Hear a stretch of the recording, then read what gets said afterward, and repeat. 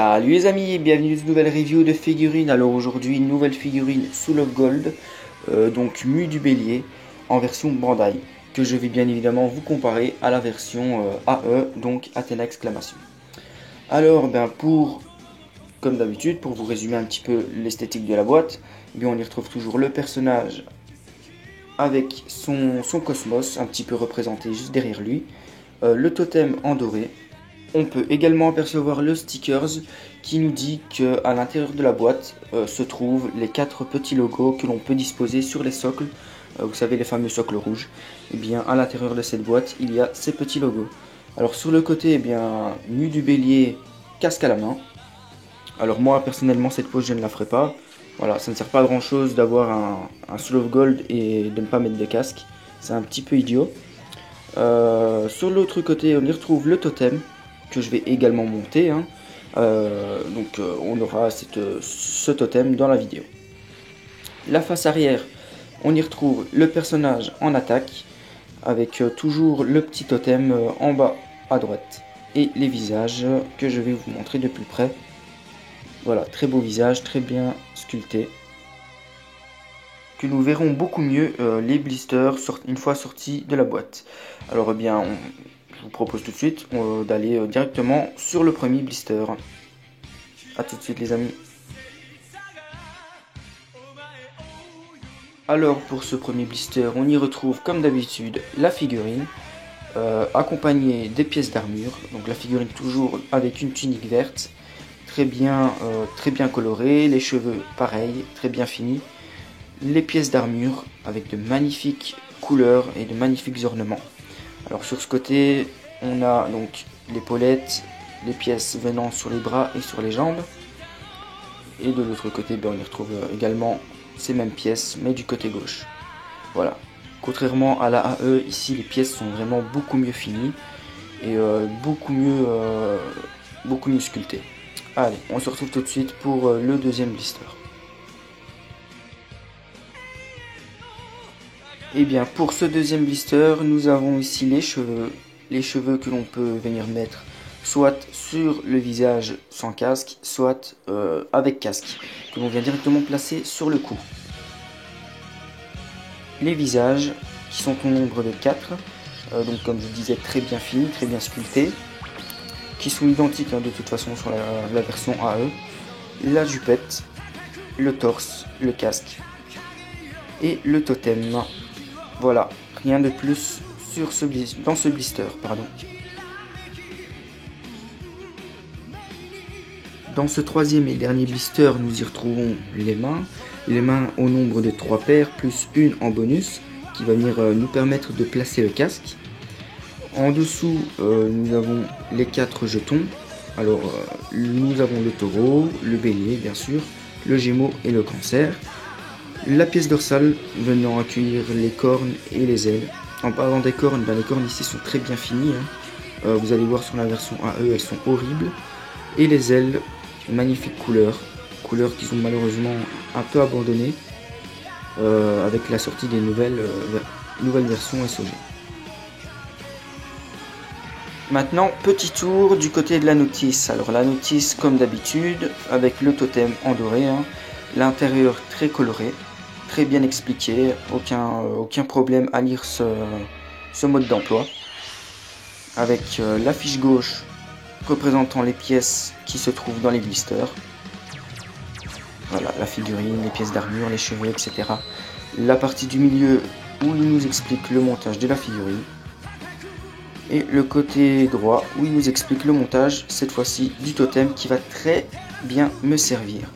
Alors nous y retrouvons aussi une petite fiche, je pense que vous savez de quelle fiche je parle, je vais vous la montrer dans quelques secondes. Fiche qui représente en fait le personnage, qui représente un peu la face de la Pandora Box. Et sur cette face, nous y retrouvons une sorte de mini notice, j'ai envie de dire, qui ne sert vraiment strictement à rien du tout. Voilà. Alors maintenant que le contenu de la boîte est fait, je vais donc maintenant on va passer au montage photo, au posing et à quelques petites comparaisons avec la AE, les précédentes versions, etc. Bref, j'espère que vous allez aimer ça et je vous reprends tout de suite après.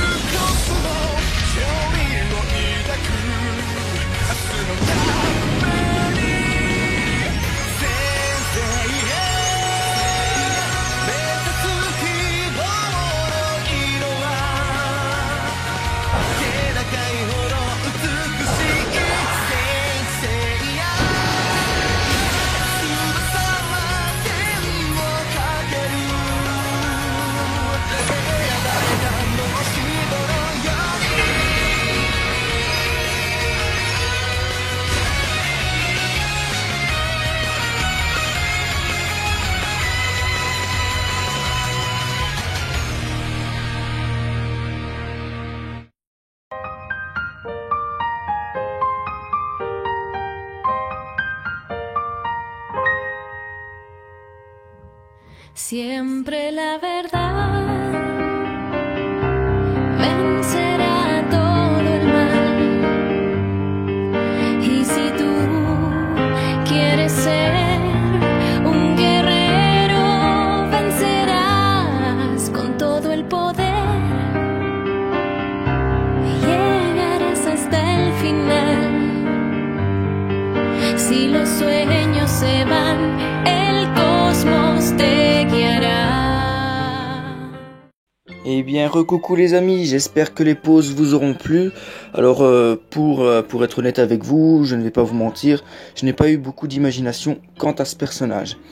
Alors maintenant, place à la comparaison. Alors, à droite, on retrouve la AE, donc Athènes exclamation, et à gauche, la Bandai, donc la version officielle.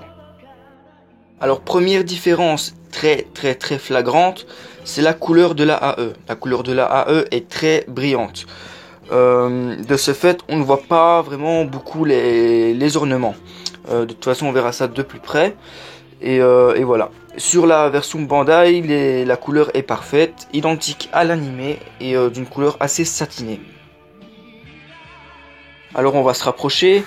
La différence aussi qui se remarque énormément, c'est la qualité du métal. On sent que quand on a la figurine en main, le métal est merdique, en tout cas du côté de chez AE, je parle bien.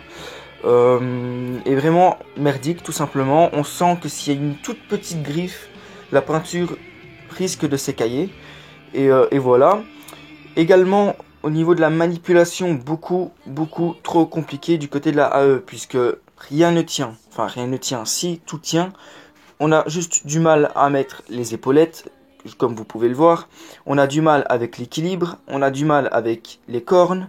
On a du mal avec les ailes. Enfin, beaucoup de problèmes. Tout simplement, beaucoup de problèmes pour une figurine. Gros souci aussi, les cornes. Les cornes ne tiennent pas du tout. On voit la jointure entre les deux parties du plastique. Vous venez de voir que la corne vient tout juste de s'enlever. Voilà, c'est à peine si elles sont posées. Regardez, j'ai juste à enlever la corne, tout simplement, et elle s'enlève. La main, pareil. La main, elle ne tient absolument pas. Je vais vous montrer ça. Voilà, j'ai juste à bouger un petit peu la main. Et elle tombe. Le bras, il est tout mou. C'est pas possible de faire une pose correcte avec une figurine pareille. C'est pas possible. Tout simplement, c'est pas possible. Par contre, de ce côté-là, Bandai a vraiment géré au niveau des petites pièces à mettre. Rien ne tombe, tout est bien placé. Par rapport à l'équilibre de la AE, elle est inexistante. Voilà, vous pouvez voir, je vais vous montrer. Les ailes tiennent. La figurine tient grâce aux ailes posées sur le sol.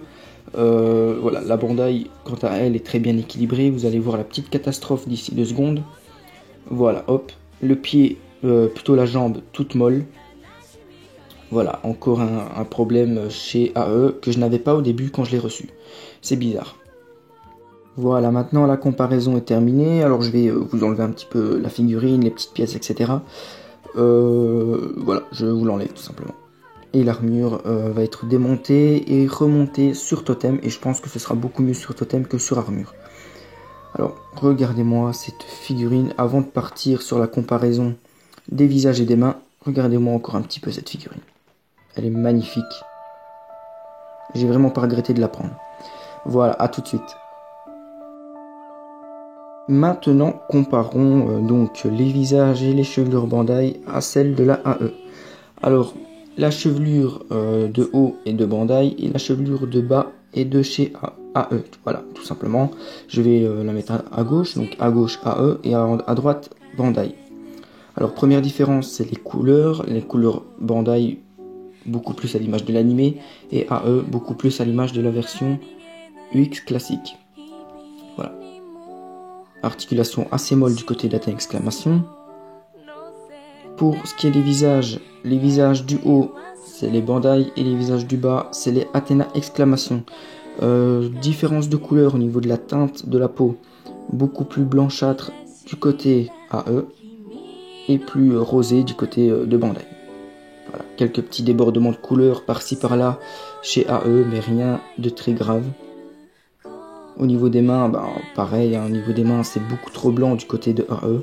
On peut remarquer les mains à droite qui sont de chez AE et les mains à gauche de Bandai. Voilà, beaucoup plus beau les mains de Bandai. Sinon pour ce qui est de la peinture, du doré, voilà, c'est pas la même couleur mais ça reste essentiellement assez correct.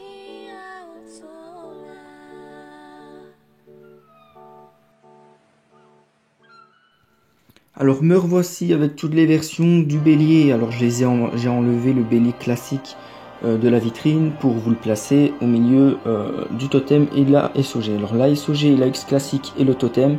Voilà, le totem est plutôt du côté AE, je vous expliquerai. Et le SOG et la classique sont tous les deux Bandai. Alors la SOG, comme je vous l'ai dit, de toute façon, elle est nickel, elle est parfaite, il n'y a rien à dire. En plus, je l'ai eu à très bon prix, alors il n'y a pas vraiment de souci à dire. Voilà, très belles ailes, toutes les pièces finissent bien en pointe, comme sur toutes les SOG de toute manière. Et la version X classique, dans une pose que j'adore, voilà, que je ne changerai pas de sitôt.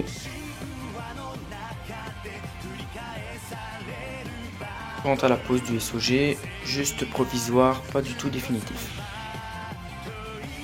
Alors pour ce qui est de l'évolution de l'armure, eh bien on y retrouve comme d'habitude chez la Soul of Gold définition assez pointue, un visage modifié, un visage assez différent, beaucoup plus à l'image de l'animé Soul of Gold, une armure beaucoup plus lourde et très important, un cou très rigide.